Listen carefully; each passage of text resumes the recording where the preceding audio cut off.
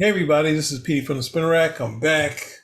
Regretfully, my social light is acting up, so I am going back to just doing straight on the Zoom. Hopefully, I'll do some stuff with some scans. But today, I'm going to talk about an artist and the work that he's doing. I'm going to give you a recommendation of stuff in that a sight unseen, right? And the artist we're talking about in question is Alex Ross, the co-creator of Marvels. It was his brainchild, and it's going to lead with the first thing that kind of pushed Marvels forward with these paintings of the Human Torch, right? The original Human Torch. This sort of thing will be evident in this project I'm going to be selling you on, right? This is classic. First really big thing that he did. I mean, of course, if you look at this Terminator thing that he did was pretty, just as gorgeous, but not as big. Then of course the next thing, since he's one of the top guys, he could throw his idea out, which was Kingdom Come, and I think DC said, "Hey, that sounds like something Alan Moore was going to do, Twilight of the Superheroes." He had never heard of it, and I guess there is some the similarities of fighting, but this I guess both creators were drawing from Super Duper Man, right? So you have this with Mark Waid, and then you also have these Treasury editions. Alex Ross's favorite character, Captain Marvel, right? Of course, we have this I've shown you before. A couple of my videos about Wonder Woman. It's another gorgeous volume. This treasury here is similar to the treasuries of the Secret Origins, which has the history of the characters. We had that. That's what I think my parents got me. I remember those books. We read them into the ground. Me and my brother. So let's just show. This is a gorgeous,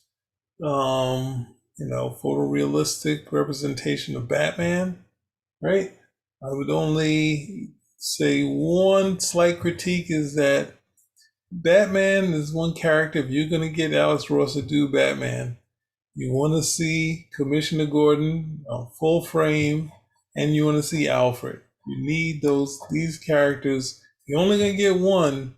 You might as well have get the classic his supporting characters into the book. Whereas Superman, sometimes you don't necessarily need to see his supporting cast all the time. I would love to see them, but this seeing Superman kind of the second, again, Superman versus Muhammad Ali is like Superman the movie and the comic book, and this is no different, right? So this is a gorgeous book. So simple story, right? You also have mythology. This is a nice book to have of his. I think there's Marvelocity, which I don't have. And only other thing I can mention is him painting the Perez pencils on the Crisis of Infinite Earth omnibus, or Absolute Edition. Yes, Absolute Edition, right? So this classic 12-part series, Crisis on Infinite Earths. We're not talking about any of that today. We're going to talk about a new project. You hear me? Talk about mostly only old stuff. Today I'm talking about a new project, right? And the new project, I'm going to quickly share my screen, is Fantastic Four Full Circle, right? Let me expand my image some, right? So while you're here, it's going to be in the description. Go to this link and sign up and lessen my chances of getting a free copy of this, right? I'm going to allow you to do that. Sign up and see if you can get a free copy of this, right? Now, to give you some history, because I love to do that, on this site, 13th Dimension, Alex Ross wanted to reboot the Fantastic Four when they were on hiatus from Marvel because they were owned by 20th Century Fox, right? So Alex Ross came to Marvel and said, I got this pitch, right? We're going to see some full circle images here. We're going to see his initial images for it, right? This is the cover for Full Circle. Now, this is what the project became, but his early drawings, this is another picture from the project, but his early drawings that he kind of pitched to us from 2017, was this something that when I saw it, I was just like knocked over, right? I'm a big FF fan, right? I love them from the Marvel Son of Origin and the cartoon, and then those small pocket books, and reading those slowly, getting all of the Fantastic Four stories, and buying a lot of reprints to get those stories before they were scans and all that stuff, the Get Core scans that I have. And seeing this is kind of doing the old, which you could call the day glow pop art stuff. And I look at it, comic books used to do mood coloring. And this is, as I've shown that to you in Sky Masters and the Space Force. So this project was right up my alley. And then also utilizing some of the, how in comic books, the coloring coloring separation would be like off the image, kind of doing it in an artistic way. Like, this is what I've been asking for in a project, of really doing a graphic thing, not similar in the art, but similar to what Dave Mazzucchelli did in his Astro's Polyp, right? So we get this. He was doing a new logo, trying to sort of have the feel of the old school 60s type of deal. A new sort of emblem for them. This is a Kirby picture, which he has added a little bit of his own flourishes to. And this approach where the cosmic of it, where the FF is kind of within the cosmic type of deal. And I think there was also a Fantastic Four cover that was printed wrong that kind of suggested that the sort of the neon stuff would be kind of good. And the other thing is, before I go too much further, because we know the torch is going to look good, the thing is interesting. The thing is similar to, I'll have to get to the thing later, but his read is finally where the read needs to be. Because he usually does read and make him similar to, he used to do read and make him similar to the professor from Gilligan's Island. And in this story, you can see, you can't see it there, it's too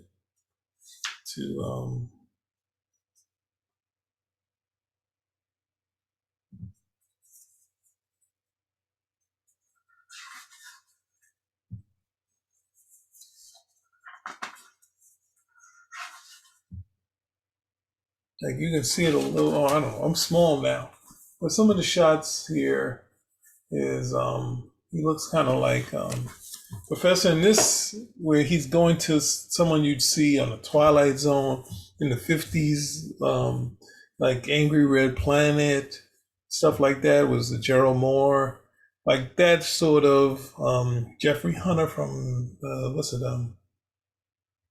from Star Trek, the Cage episode, that sort of classic 50s or 60s, astronaut, that sort of Renaissance man, right?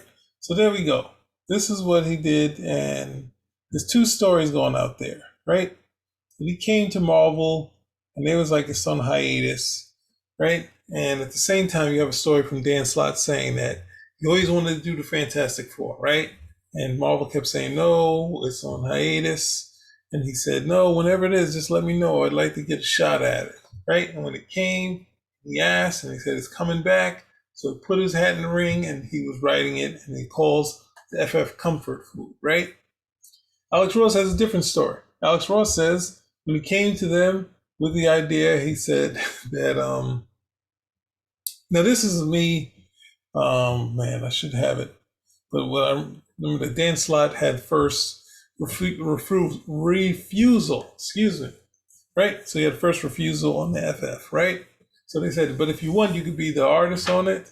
And I think Alex Ross didn't want to, have the sort of tandem of the next person come off with, I guess it's some, This is calling it from memory, so I should be checking this out. But there's two different stories. Let's just keep it like that, right? Because there might be something else to it, right? So ultimately, through another company, I think it's Abrams Books. We'll get to that in a second. He's getting to do his own thing, and he's writing it himself, right? No, I think the FF he was doing before, he was going to bring in a lot of talent. I think he was going to bring in possibly Steve Rude and Bill Sienkiewicz and some other artists, similar to what he did in his like his new Marvel series that he was doing. He was doing bringing in a lot of talent to do different styles, right? In this one, he's writing and illustrating himself, doing something close to what having the feel of the 60s in this full circle thing, but you can see the art, right? So we're getting FF the movie in one sort of thing, right? And I don't think I've been this excited, possibly since Mark Bagley was doing the FF and the initial idea that Jerry Robinson was doing it.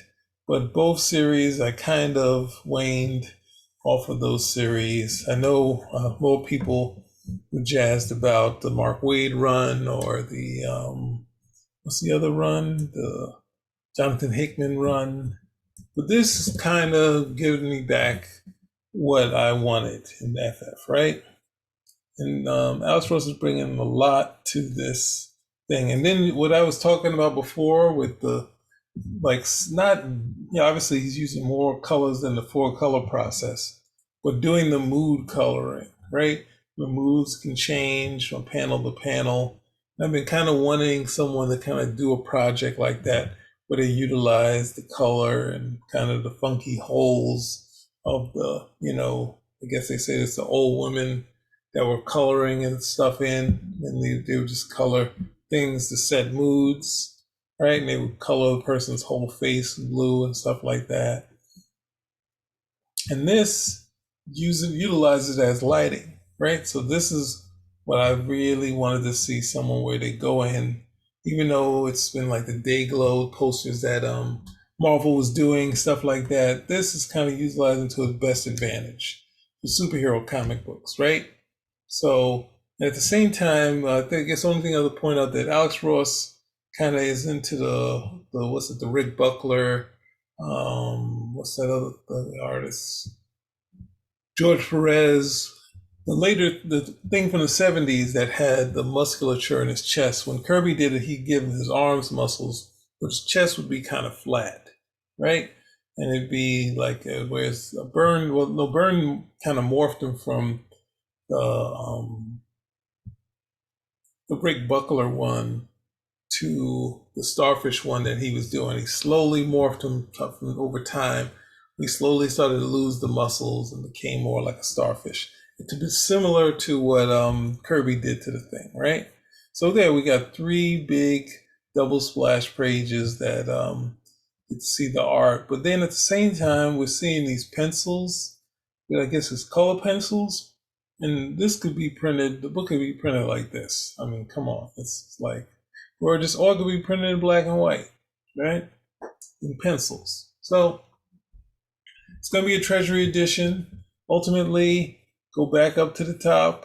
I'm going to have a link in the description. Sign up. Lessen my chances of getting it free. And just in case you don't miss it, go to Abrams Books and pre-order it. Just because you got to make sure that you get it. You don't want it to sell out because it's not going through Marvel. It's going through this, I guess, like it's being distributed by Abrams Comic Arts under this Marvel Arts thing. So I guess it's a collaboration. So we get him able to do the FF in this volume. So I say go out and try to get it. Like this is a pre-order it. Sign up, do everything you can. You don't get much recommendations and new stuff from me. So I mean, this is sight unseen, but however it is, it's going to be a gorgeous book, and it's going to have the feel of the classic Kirby and Stan Lee and Jack Kirby Fantastic Four. All right, so that's it. This is my cell. Go out there and buy it. I'm gonna get it free shipping for orders over $49.95, and I think there's an Alex Ross poster book here, so it might be something to add on to your thing. Let's see, Alex ROSS. There it is. So all you gotta do, pre-order this, pre-order that. Oh, I think I might have to get this. And check out. I don't want you to collect my data. No. But anyway, that's it. Let's get out of this. It's in your future. Spinnerack. Oh yeah. And thank you guys for viewing, commenting, and having issue with stuff we have and celebrating us. And like it also and subscribe. Spinnerack out.